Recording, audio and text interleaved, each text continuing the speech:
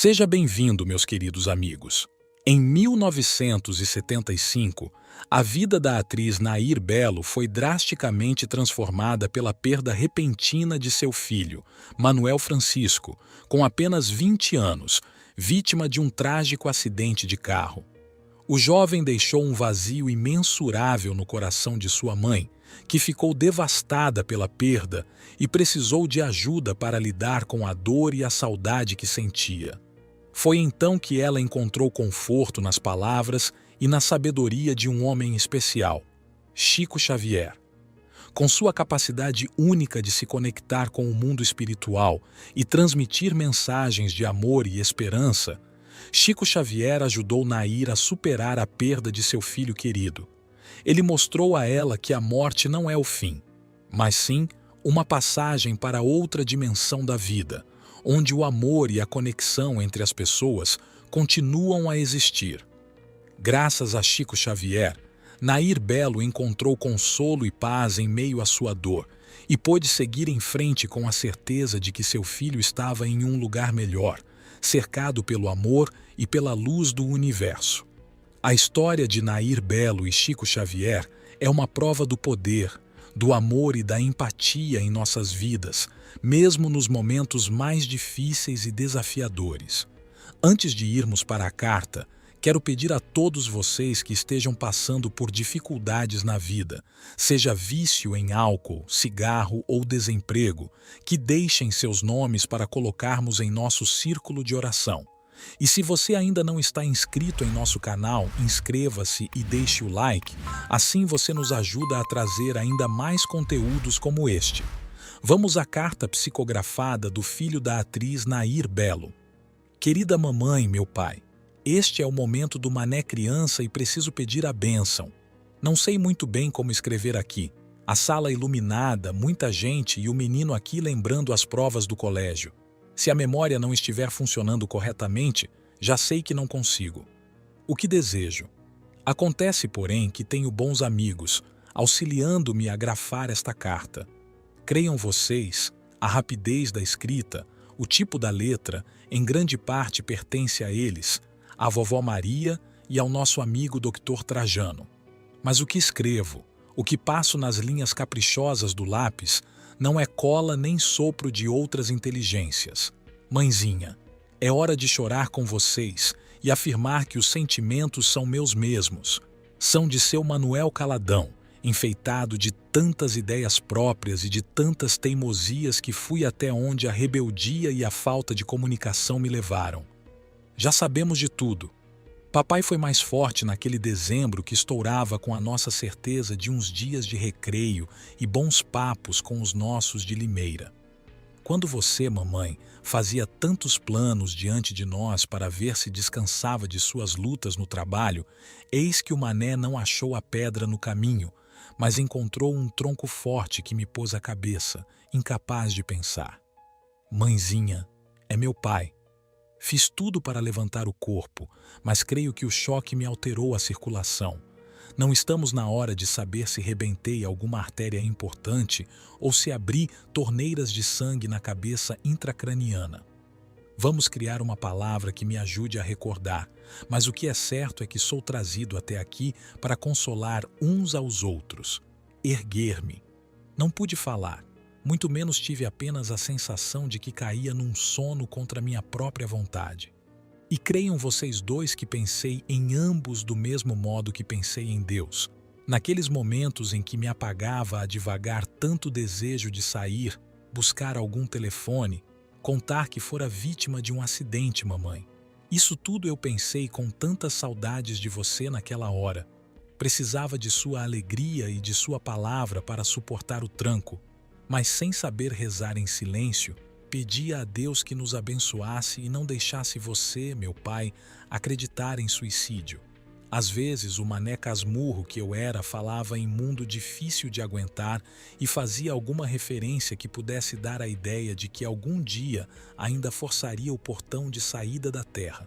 Mas estejam convencidos de que o carro deslizou sem que eu pudesse controlá-lo. A visão não estava claramente aberta para mim.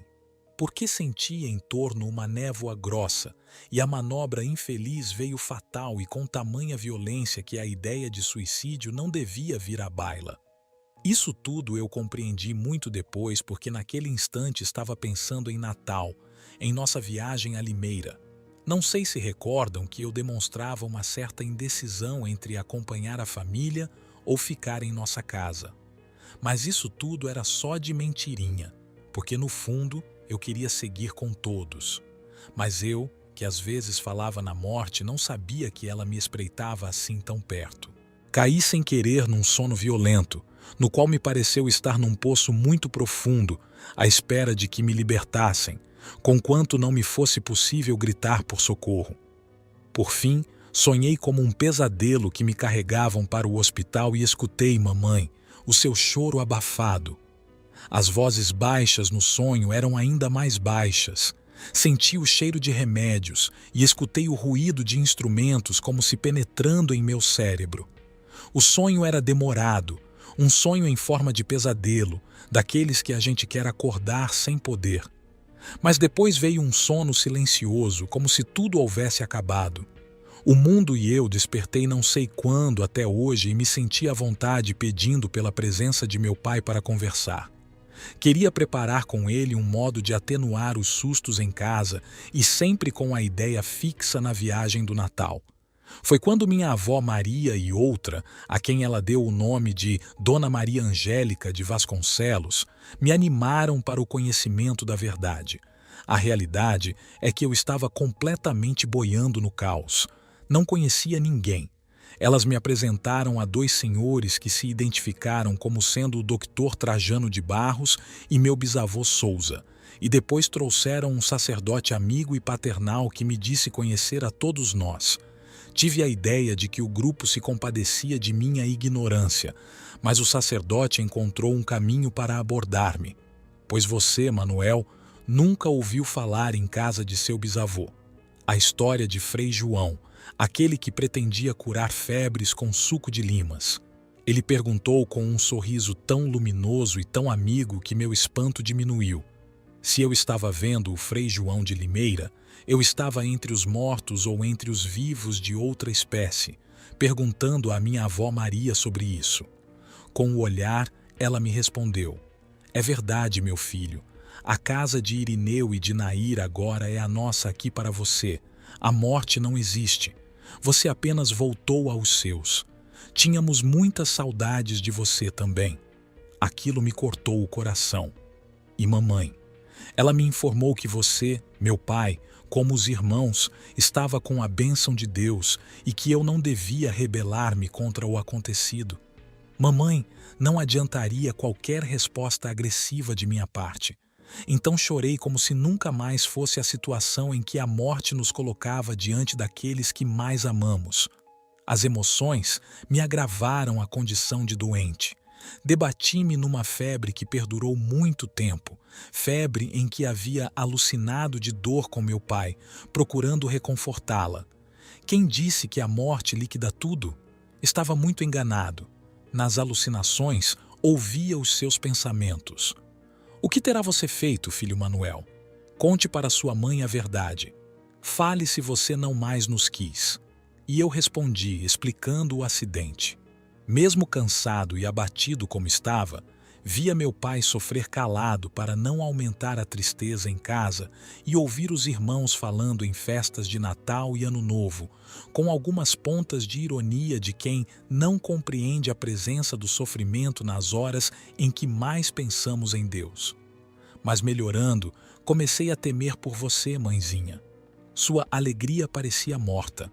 Seu coração dava a ideia de uma noite fria e sem estrelas. Você pensava se valeria a pena ficar na terra sem seu Mané Casmurro, e tanto amor extravasava de seu coração para o meu, embora as distâncias de espaço não existam para os que se amam. Ti, o teimoso de sempre. Inclinei-me para a ideia de Deus e comecei a pedir por sua alegria e por sua vida. Papai e os nossos não poderiam ficar sem você, e você não poderia vir antes do momento marcado. Pedi e pedi tanto que um amigo apareceu com a vovó Maria e se identificou por Oduvaldo. Era o nosso amigo Duvaldo Viana que me disse: "Você pode estar sossegado. Nair é mais corajosa do que você pensa. E nós vamos organizar a peça em que sempre desejei ver sua mãe mostrar o talento que lhe conheço." Depois de algum tempo, passei a vê-la no espelho de minha visão ocupada com o teatro e Oduvaldo com muitos amigos auxiliando a mãezinha. Eu sabia que isso ia dar certo, porque você foi sempre a rainha do trabalho. Serviço nunca lhe deu medo, e foi com muitas lágrimas de alegria que fui levado para abraçá-la em sua volta ao palco de paz e alegria. O trabalho diminuiu nossas penas. Papai ficou mais calmo ao vê-la mais serena, e toda a família reanimou-se. Perdoem-me se me estendi tanto. Não tenho pretensões de sintetizar, isso é para os escritores que burilam as palavras e as frases, como os ourives fazem com as pedras preciosas. Aqui, mamãe, é só o coração do filho, para tranquilizá-los. Estou bem, estou em outras faixas e agora menos introvertido. Estou aprendendo aquela ciência em que você e meu pai sempre me quiseram bem formado, a ciência do diálogo. Estou aprendendo a sair de mim mesmo e a ouvir para responder certo. Penso que consegui o que desejava, sossegar meu pai e minha mãe acerca do acidente de que fui vítima. Papai está com excelentes estudos sobre a vida da alma. Quando você, mamãe, puder fazer o mesmo, isso será muito bom. Eu teria chegado aqui mais escovado se tivesse alguma preparação sobre os meus novos assuntos. Abraços da turma toda, começando por Aparecida e continuando nos irmãos. Diga, mamãe, a eles todos que estou melhor e com boas notas de renovação. Desejo a todos uma vida longa e muito feliz. Obrigado, mamãe, por seus gestos de caridade, pensando em mim. Esse agradecimento é extensivo ao meu caro papai. Minhas saudações aos seus e nossos companheiros de trabalho, especialmente aos que vieram com vocês até aqui. Um abração para todos de São Paulo e Limeira e vice-versa. Agora peço-lhes que me abençoem com alegria, mamãe. Creio que principalmente você e eu já nos cansamos de chorar. Coloque a sua alegria em nossa vida, como sempre. Seja sempre a nossa Nair Belo que nós seguíamos atentos em tudo de bom e belo que a sua arte produz. Meu abraço aos dois, a você e a meu pai, com um beijo do filho cada vez mais reconhecido e sempre mais filho de vocês, pelo coração e com todo o coração do Maneco, Manuel Francisco Neto. Encerrando a carta, gostaria de saber a sua opinião. Por favor, deixe um comentário abaixo compartilhando seus pensamentos. Se você ainda não é inscrito no canal, não se esqueça de se inscrever para ficar por dentro de todas as novidades. Obrigado pela sua atenção.